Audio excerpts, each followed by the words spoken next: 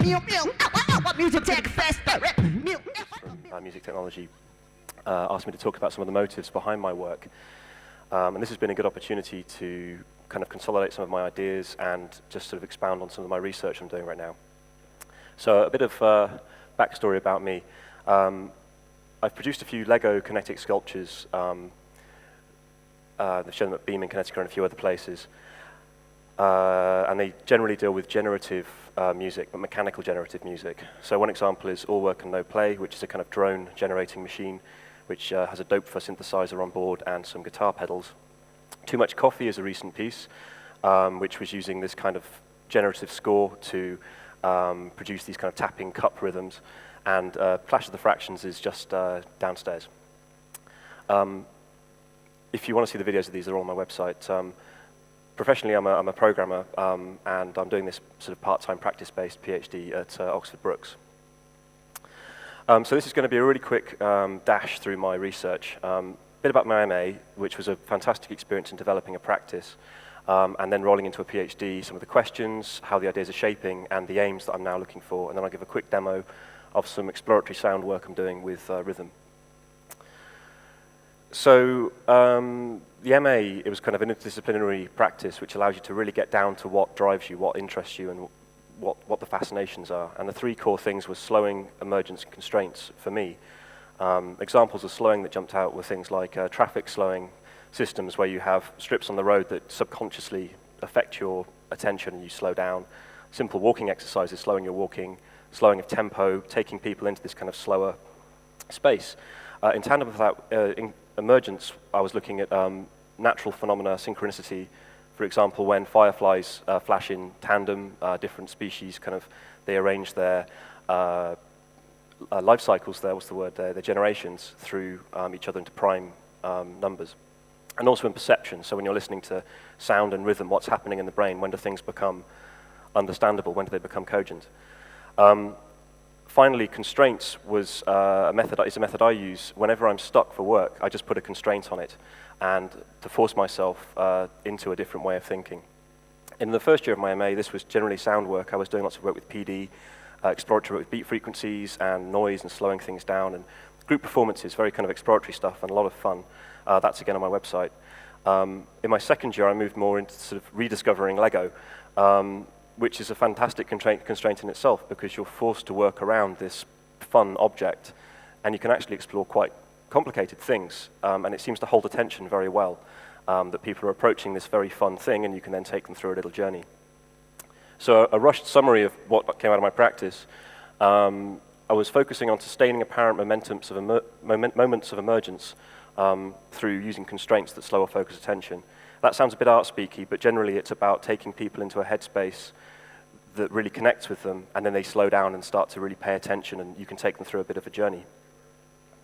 So I decided to stay on at Brookes, and my core questions that came out of my MA were more pushing into rhythm and exploring rhythm, but in an arts context.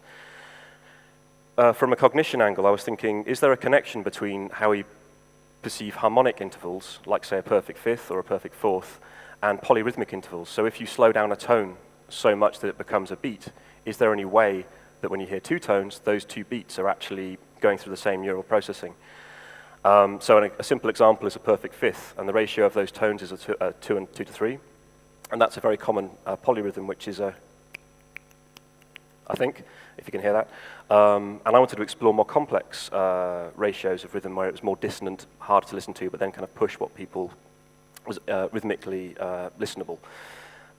Secondly, and maybe more importantly in terms of the work I'm developing, it's phased and polyrhythmic performance is actually very, very hard. Musicians like Reich and in traditional drumming techniques, it takes years to develop polyrhythmic techniques. And Reich in Face to Phase talks about this meditation of practice where you're so focused that you enter this other space. And I wanted to see if other people could explore that space that the composer's having. So having an indirect interaction with rhythm, if that's possible. So this idea of rhythmic intervals is basically taking some of the familiar perfect intervals in music, fourth, fifth, and octave, and applying them to tempos. So here we've got like a map of 1 to 1, that's just the root note. Then we've got 4 to 3, that's a fourth. 3 to 2, that's a fifth. And then 2 to 1, that's an octave. these lines are just mapping out where those beats would occur if you were going down. And these are very familiar rhythms that you'd hear in Latin jazz drumming and just rock music. And I want to take these and push them out further so I can get sort of a broadened rhythmic palette. So in practice, I explored this by developing a machine that's downstairs. It is downstairs, I think, which I'll demonstrate later on, Pythagorean polyrhythmic piano, which is quite a lot of fun. The intention was to have this kind of palette before you, and as if you could play it like a piano, and then you can just explore these rhythms and get a feel for what's emerging as a performer. Other installations that use that sort of map of rhythm, Ride With Me, which became Clash of the Fractions, which is also downstairs, and Too Much Coffee, which again is on Vimeo. I've gone through this a lot quicker than I expected. But this is the other second idea, really, in the PhD. Sustaining attention. This idea of getting people into a space where they're really, really connecting with the work. And originally, I thought this was to do with tipping points. That when you take someone's thought process from somewhere to somewhere else, they go through a little jump. And that process of realignment of your thoughts is the moment for me. So a classic example is a joke where you have a setup, people's expectation is going one way, and then the punchline, bang, goes somewhere else. And you have to make this little journey, which is a fun experience. In nature, you have systems that come from a noise or out of phase interactions that suddenly fall into stable states. And in music, you have tension and release. And the term tipping point, I realized, wasn't about those moments just before, the moments just after. For me, it's more important that it's the moment itself that's sustained. So I'm trying to look at things that are constantly balancing this, if I can.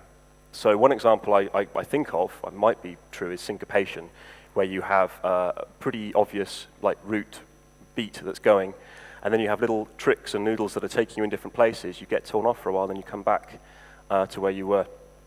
Reich, as an example, as a listening experience for me, I find very engaging because there's this huge rhythmic harmonic content, and then it suddenly emerges in your mind, and you have this experience of putting it all together, and it's that kind of moment I'm trying to explore. So my revised aims for the PhD are to explore rhythmic equivalents of overtones, timbre, shaping sounds in a different way. So one example of that is Tuvian throat singing, which is when people sing a very low note but then use the shape of their tongue to resonate the sounds. It's a very indirect way of working with tone. I'd like to see if there's a way of working with rhythm in the same way. And also my favorite, of course, is playing with analog synthesizers, whether or not you can have a rhythmic equivalent of the sounds from a TB-303, acid lines that are changing, you're tweaking, you're modifying, but you're not changing tones, you're changing when the rhythms are happening. And in turn with that, I'd like to sort of push the rhythmic palette. So the perfect fourth, the fifth, and the octave all kind of come from the Pythagorean scale, but of course then you've got the whole, the tempered, and then you're going into atonal music. I'd like to sort of explore all of those further, more complicated rhythms. And I think in effect that might already be happening, because a lot of music, like dubstep's a good example, where very, very heavy rhythmic shaping's happening. Also a big fan of Fortet, who do a lot of stuff with very kind of layered phasing effects coming in. So in summary, my work is, I'm trying to find indirect, playful ways of sort of interacting with rhythm for both the audience and the performer. So what I'd like to do is demonstrate a very early prototype I'm putting together for the music Hackspace, which is a sort of an exploratory equivalent of a drum jam with the idea of twiddling with an analog synthesizer. The sounds that come from this are a bit random, so I don't know if this is going to sound amazing or probably awful, but we'll give it a go.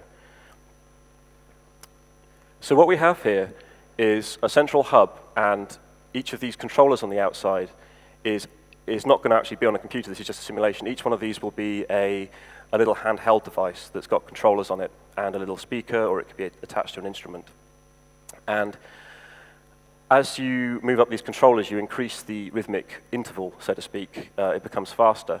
And how the colors are arranged affects the sound.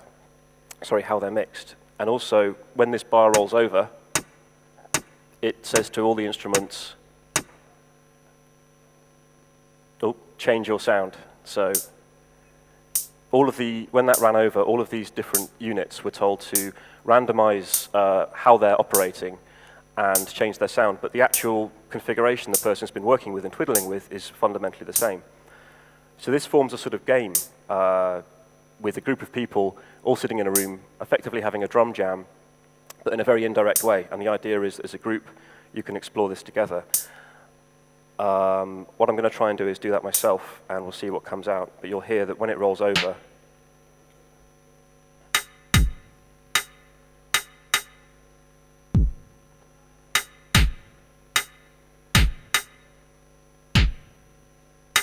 I should explain what these are doing, by the way. Green is adding, red is subtracting. So on this one down here, if I were to put those two on top of each other, they cancel each other out. So these two effectively result in nothing. Additionally, the blue control is a gate. So what's happening here is stopping that. So it's just a way of interacting with these things. Let's see what I can get going.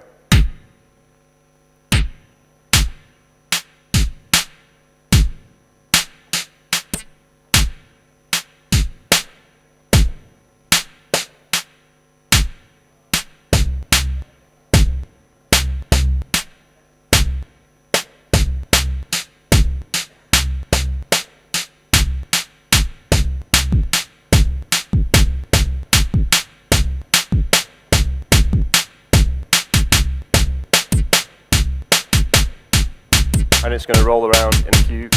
I'm going to hear the sounds change again.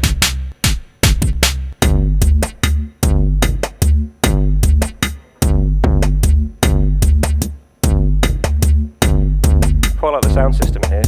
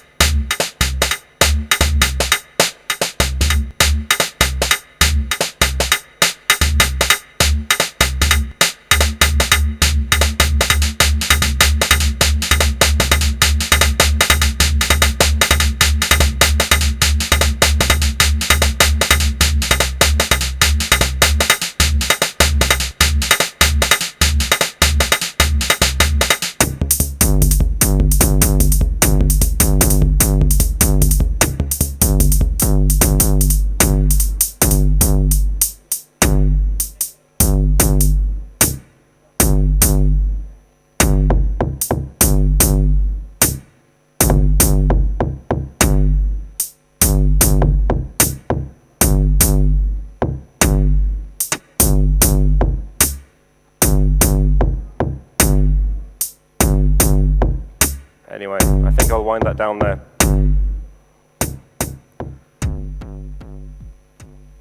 So that's kind of just an alternative way of engaging with rhythm, and I'm kind of interested in doing this not just through software, but also with mechanisms and ways that make the actions more explicit, so it's actually a sort of self-explanatory and exploratory process for the audience and the performer. And that's everything. I'm a bit early. That's great. Really good. I hope people have a chance to visit Alex's installation. And I think Gaynor, have you a question?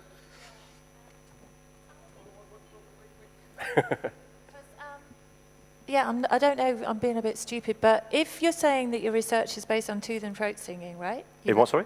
Tooth and throat singing. Oh, it's not based on that. It's just one of the ideas I'm sort of... oh, okay. It's one of those analogues I'm interested in exploring. Oh, right. Sorry, okay, so that's that well. No, that's fine then, because throat singing is actually harmonically quite not random. Oh, yeah. You know, so that's why I was a bit confused about. Yeah. You said this is random. Not random. No, what's happening right now is I'm setting up systems that are kind of the constraint is the fractions of the rhythm I'm working with. So if you consider Right. like with overtonal, you've got 2 tones. Yeah. Or say you've got 5 tones and it's bringing in those at different times. But there's a kind of lockdown on what the fractions are. No, sorry, you've got to tell me again, because I want to know. I'm probably not explaining it very well. No, it's me, I know. It's effectively, if you imagine all of these rhythms are running at the same time. So if I go back to that PowerPoint presentation, so if you imagine a line scanning down here, that's, as it's scanning down, it's triggering each of these events. So this one is going tick, tick, tick, tick, tick. This one's going tick, tick, tick, and this is getting slower and slower and slower. So what I'm doing is effectively just combining different columns in that sort of configuration. And how it relates to tone is more of an interesting exploration. So if you have like, maybe a better example, the reason I think of Tuvian throat singing is because of the resonances that happen in the higher registers. And it's a sort of very direct for the performer way of doing it, but it's quite an alternative way of singing. And so I wanted to explore those kind of alternatives, but in a rhythmic kind of space.